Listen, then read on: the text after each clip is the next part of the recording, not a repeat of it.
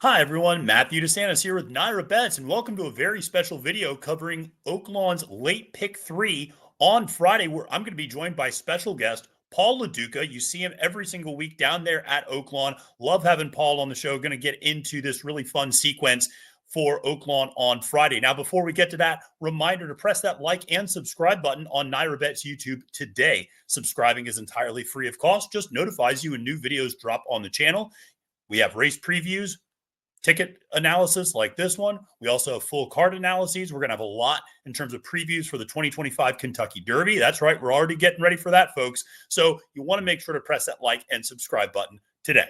Well, like I said, we're going to be talking about the late pick 3 at Oaklawn on Friday, I should say. And part of the reason for that is we have a great promotion on NYRA Bets. It's a $3,000 late pick 3 hit and split between Aqueduct and Oaklawn Park on Friday. So $1,500 in each of those pick 3 pools will be added by NYRA Bets. If you opt in and you hit it, you get an extra $1,500 to split with the other people who hit that same pick 3. So it's a great way of taking a small wager, making it a little bit more profitable. Races 8 through 10 at both Aqueduct and Oaklawn Park. Like I said, we're adding another $1,500 to the pot that you get to split with the other winners if you hit it. So definitely want to make sure to go to NYRA Bets, opt in, and play today.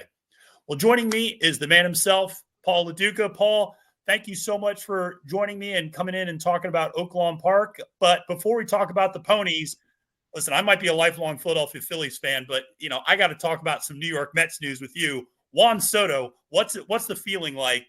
And I know you had a lot of thoughts on this on social media when it signed.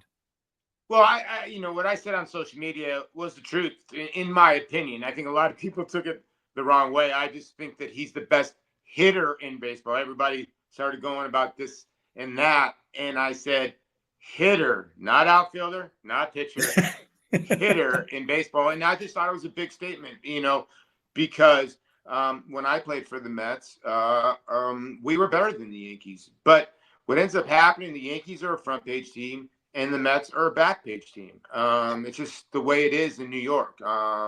People will call it little brother. I know a lot of Yankee fans have been throwing that out since they signed Max Fried and all this. But it's kind of true in a certain sense. So what's ended up happening is they kind of flipped the script a little bit. This is the first time that you've been able to sign the big whale away from the Yankees. It's never happened before with the Mets. So I think it's a big statement. Obviously, Mr. Cohen is the richest owner in baseball. And, people are wondering, why did he sign for, only $5 million more? Well, I think a lot has to do with the manager's Latin. I think one of his good friends is Francisco Lindor. I think nobody wants to go this way, but I'm just being honest with you that there's a lot more Latin players on the Mets. I think he felt more comfortable with the manager. When you look at the Yankees, there was not one guy he really hung out with. And they say just this and that. But, when you're from a different country, sometimes that's the way it works. And, at age 25, 26, when you got a better on-base percentage than Stan Musial and Mickey Mantle, you're pretty amazing. So I understand this might make the Mets go backwards because their pitching is going to struggle a little bit. But I just think in the long run, more free agents are going to want to come to New York. Absolutely. No, listen, I spot on analysis, in my opinion. It's interesting you say about like front page, back page. That's something that's very New York in terms of always competing for who's kind of got the headlines. And it's interesting growing up outside of Philadelphia. It was obviously we never had two teams in the same sport, but it was a constant battle between the Phillies and the Eagles, or the Phillies and the Sixers, in terms of who was going to get that front page coverage. It was usually the Eagles. It's a football town in Philadelphia, and so the Sixers could have a 15-game win streak, and one diva wide receiver makes a comment about the not getting the ball enough, and that's the front page news for the next week and a half in Philadelphia. So listen, we live in a world where Bill Belichick's going to North Carolina now, so listen, anything can happen, Matthew. Exactly. So listen, excited to talk about all sorts of sports with you, but also excited to talk about some horse racing. And we have a really fun late pick 3 sequence at Oaklawn. Before we dive into it, Paul, just curious, in terms of ticket construction, I think so many times on social media and on the shows, we talk about late pick 5 sequences or pick 6s. how are pick threes maybe a little bit different in your mind, and how do you like attacking them, and do you like playing them? Yes, I do like playing pick threes. I think the most underrated, besides daily doubles, I think they're the most underrated bet out there. I think it's a way you can get going, and some pick threes might surprise you a little bit. Now, the 50-cent increment, I kind of don't like playing the 50-cent increment. When I play, I usually play $1, and hopefully, that's what you get on the New York circuit. You get the dollar pick three, and some of those pay giant. So, Oaklawn can throw up some bombs. We've seen it. So, I try to Yeah. approach it $24 to $36 tickets, something that maybe you want to punch a couple times, or I always try to find a horse that I really like in the sequence where I have it for 24 or 36, but you know what? You might be able to single this horse somewhere in the sequence, and it can go down to 18 in case you press and win. So I try to press with one horse I really like in the sequence, and I'll Yep. go a little bit deeper with everybody else. Very good. Well, I think it's good strategy, and I agree. I like the dollar base, and I usually will play for the dollar base even when it's a 50 cent, or I'll play for $1 even when it's a 50-cent base. So let's dive into this sequence. Though we'll start with race number 8, which is a $75,000 maiden special weight for 2-year-old fillies going 6 furlongs, and you have an 11-horse or 10-horse field here, I should say. Your favorite is Complex Secret for Kenny McPeek. You have a horse like Tarabella for Tom Amos. You have another McPeek horse that I think looks pretty promising, and Peter Miller's bringing in a horse from California, Lannis. Those are kind of your top 4 choices. Interested, Paul, in terms of how you look at this one. And to me, this felt like a little bit of a spready leg of the sequence where none of these really stood out heads and shoulders above anyone else. Yeah, and these 2-year-old races, especially fillies, Matthew, they're tough. Yeah. And the Arkansas bred ones are really tough. I Yes. went 4 deep in this race. The Peter Miller horse, the 4, I ended up leaving out. He had that horse in for maiden optional claiming 62.5. The horse got beat by about 7 or 8 lengths. So I wasn't a fan of the 4. I thought you can get around him. I thought the 1 and 2 could be strong in here. Complex Secret. I get where they're going, although the best race was on a sloppy racetrack. Yeah. Tarabella for Tom Amos, I thought ran okay. When you're stuck out in the 12 hole on the turf course, sometimes that can be compromising, obviously. And the Yeah. horse did show some speed. And I will say this, Tom numbers are better on dirt. I'm not saying that this horse will improve on dirt or Yeah. not, but for him to take this filly to Oaklawn, I think that's key, and getting some works in over that fairground track. So I think the other horses you got to include. I know Tommy Vance is very, very sharp, and sometimes he can get his 2-year-olds ready. And I've been hearing some whisperings like that he's got some horses that are coming in that he's ready to roll. I think you need to use the 5 Indy Bay in here. A horse has been working at Churchill Downs. Matthew, so far the first weekend, the Churchill Downs horses did well. Maybe it's the fitness off that racetrack. And then I used the 10 horse in here. I just think that Sight to See for Kenny McPeek, you were mentioning, ran an even race first time out. So I got 3 horses that are going to be close to the favorite, obviously, but I'll also use the 5 too. Like you said, some of these can get tricky, but I thought this race, sometimes you got to be, sharp and try to limit down. So I went 1, 2, 5, 10 in this race. Yeah, I think those are kind of the main players in my opinion. And my concern obviously with the number 2 is just the price, and the fact that the best speed figure by far was over that sloppy sealed track. So Yeah. you wonder was that really the only reason that horse moved up? Because if that horse runs back to that race by any stretch, the horse is going to win for fun. The other 2 races are pretty comparable to what everybody else has been running. Interestingly enough, I did look at Tom's numbers, Tom Amos's numbers over the last 5 years. He's 0 for 13 at Oaklawn Park in maiden special weights, which kind of surprised me. And it's one of those things where I do think from a pedigree standpoint, though, I think the dirt makes a lot of sense for Tarabella. Yes. I do worry a little bit about the inside rail. Just in these types of sprints, sometimes you break it just a half step slow and your race is over almost before it starts. So that one's always a little bit of a question mark. And yeah, listen, I historically am never on the right McPeek horse, so I'm going to be using both McPeek horses. So I definitely am going to be using Sight to See as well on the far outside. And this one sired by Munnings. It feels like Munnings always does well at Oaklawn. And this one, the Dam has produced a couple of different winners. So 5-1, you're getting pretty decent value. The far outside draw, It's not always ideal. Sometimes horses will break out towards open space. I'm glad that this one at least has a race in her already. So hopefully that tendency maybe is limited a little bit. But yeah, the Peter Miller horse was another one with the blinkers on. I thought that made a lot of sense. I think I ended up going 2-4-10 in this one. Miller, we just saw win a stakes race last week at Oaklawn. So sometimes when he brings those horses in from California, you never know how they're going to go. I thought the blinker edition might be a little bit interesting, but I didn't want to spread too much as I wasn't including another price in the sequence. So I kind of just stuck to 2-4-10. But yeah, fun way to kick things off in the first leg. And second leg is a $50,000 optional claimer for 3-year-olds and up. Again, going 6 furlongs. And you have a pretty big favorite on the far outside, Chiringo, 2-1 on the morning line. And this one, again, kind of an interesting race. Paul, interested in your thoughts on how you approach this.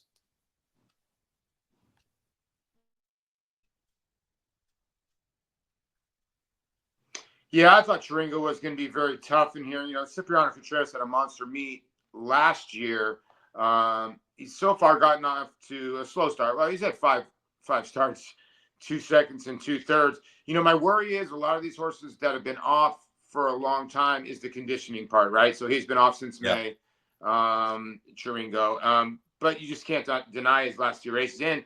He's 2 for 2 over the race course. Very, very heady claim. And his buyer speed figures have gone up. And if you look at it, he's, a newly turned 4-year-old, not newly turned 4-year-old, going to be a 5-year-old here soon, but he just improved as a 4-year-old. So he's obviously the horse to beat in the race and the horse you have to include in there. I thought both the Norm Cassie horses were very interesting. Awesome Aaron, Classic Car Wash. Norm's come in here. And I remember I talked to him the other day. He's like, "Oh, you guys highlighted that my father's here. Why not me? I want to kick my dad's butt." So it was actually pretty funny. We were joking around a little bit. So I actually think the 6 might be a better proposition than the 5. The 5 obviously moved up over a wet track. But if you look back at some of those races that Classic Car Wash has run, this horse has run some really, really good races. So I thought that horse was a must-use. And the other horse in here was, I want to say, I think I had, what I have, 5, 6, 10 in here? Yeah, I think the 7 was the other one. Yeah. Yeah, 5, 6, 8, right? Yeah. Yeah. If I was going to use another horse in here, it'd be Lindsay Schultz. The 2, Easy Action. Yeah. Horse has got some back numbers that go way back for Norm Cassie. Now, the horse hasn't seen the dirt since August of last year, so I know that horse has taken a little bit of money. I was not a big fan of Bohemian Bid. Again, I'll take some recency over, other horses, although he likes to win races. That's the one horse in here. Jackman's another horse that's getting a little long in the tooth, so I went with the new 2 Norm Cassie horses, but at the end of the day, they're going to have to be Chiringo on the outside. Yeah, it's interesting. I had similar thoughts about Jackman, who was a horse that I kind of wanted to try to use in some way at 10-1, but I agree with you. It feels like that one, the races, have kind of declined over the last couple of, probably the last year or so. And so, yeah, for me, I am going to be using the number 2, the Lindsay Schultz horse, Easy Action. This one coming off just a brief freshening, having last run in the beginning of October up at Laurel Park. And this one absolutely has some races to run back to, going to early this year as well as late last year, and has some really good early speed. Lindsay does a nice job at Oaklawn, and I just think this one, again, has some races to run back to last year and has kind of run against comparable company before. So I thought that one had something interesting at 5-1.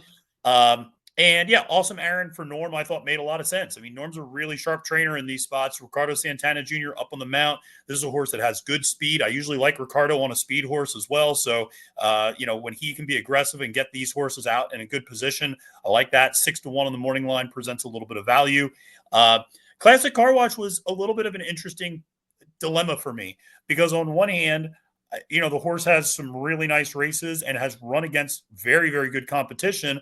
On the other, it's been a minute since this horse won a race. It's been actually over a year. And so I do worry about that a little bit. just at a little bit of a shorter price. But he's such an honest horse that it's hard to imagine he's not going to fire a strong effort. And then I agree with you about Chiringo. I mean, it's interesting because we've seen, and you know this because you're down there, we've seen a couple horses who've not run since last year at Oaklawn come back and win that during opening week. And so it is kind of an interesting dynamic where there are some of these that are just Oaklawn horses and they don't run for 6 months, and then they come back and the barn knows how to get them ready, and they know how to, what it's going to take to get them ready in these spots. Now you're going to swallow a short price at 2-1, but was another horse that obviously I wanted to include in the sequence as well. Yeah, the thing about Chiringo too is he was a turf and synthetic horse his whole life. I mean, and they decided to stick with him on dirt, and it's paying off.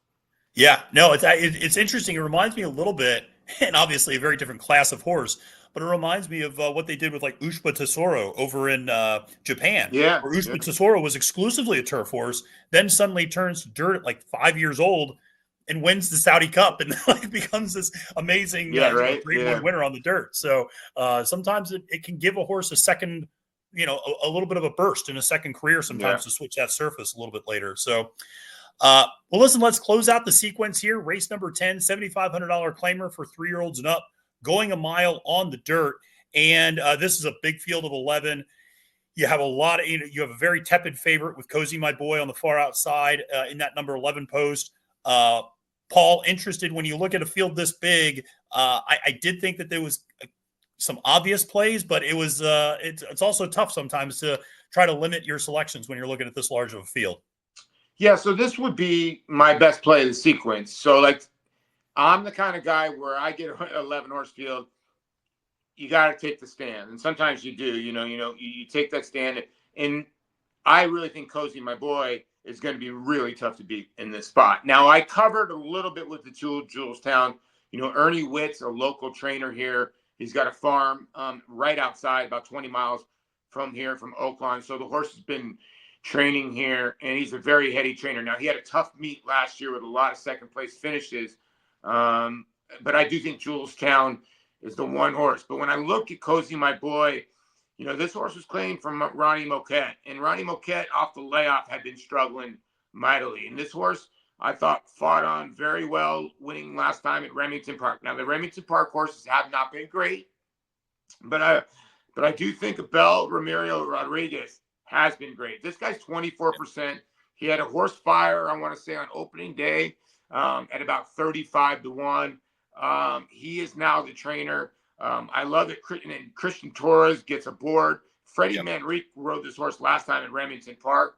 This horse ran at Saratoga for Moquette. And if you look back for 10 in May, probably just didn't have the fitness. But to win off the layoff and now move forward, I know he's age 7, but I really think he's going to be tough to beat. So that's why I always say to myself, I would probably single him at the end and play like a $12 ticket. And then I would cover with the 2 Julestown, just because that horse has the races, some of the other races to go to, in my opinion.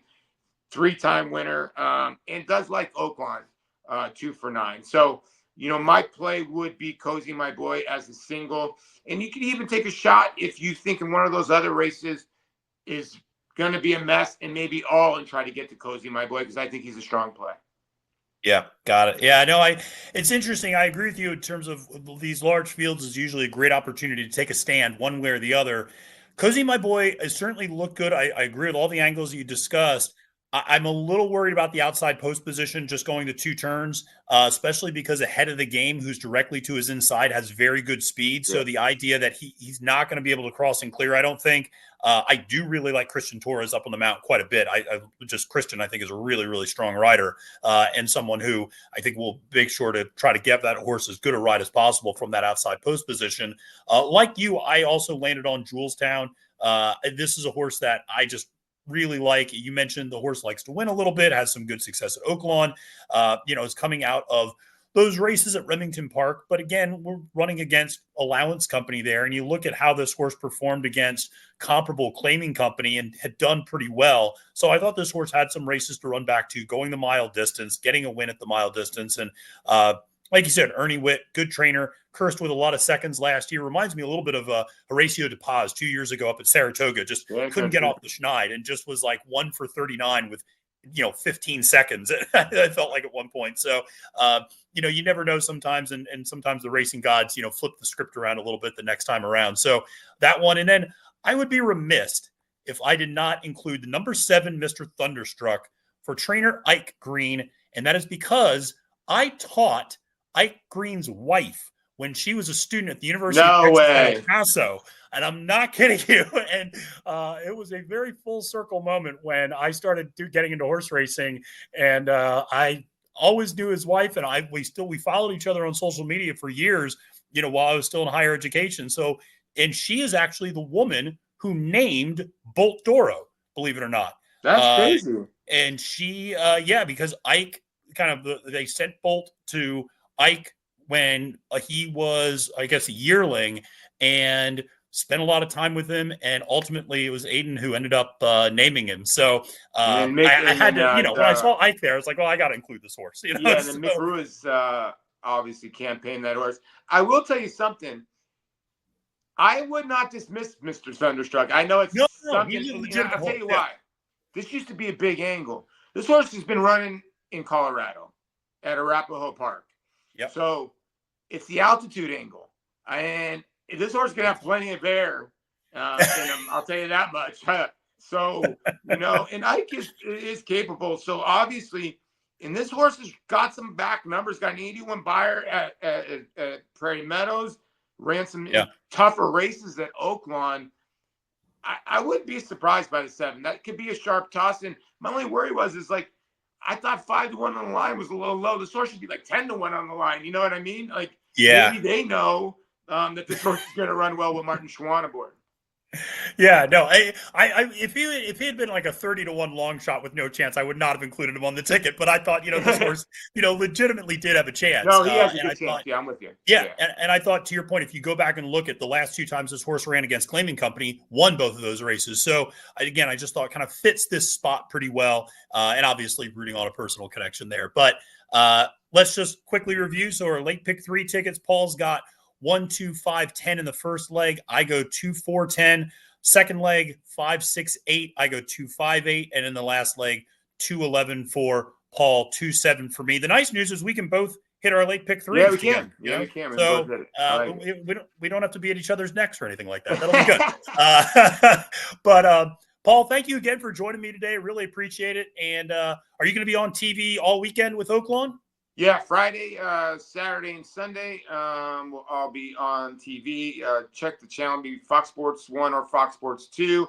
Also, we're always on YouTube. You know that, Matthew, America's Day at the Races. You and I are going to be doing this every week for Oaklawn and try to help out the players. So I'm looking forward to it. I'm also going to tweet out my play of the day for Saturday as well. And then I really enjoyed this, Matthew, and we'll talk soon. All right. Sounds good. Thank you so much, Paul. And thank you all for watching this episode. Make sure to press that like and subscribe button. Like Paul said, we're going to be doing this every single week here for the rest of the Oaklawn meet. Until next time, my name is Matthew DeSantis for Paul Lo Duca, wishing you a great and prosperous day at the races and reminding you it's now post time.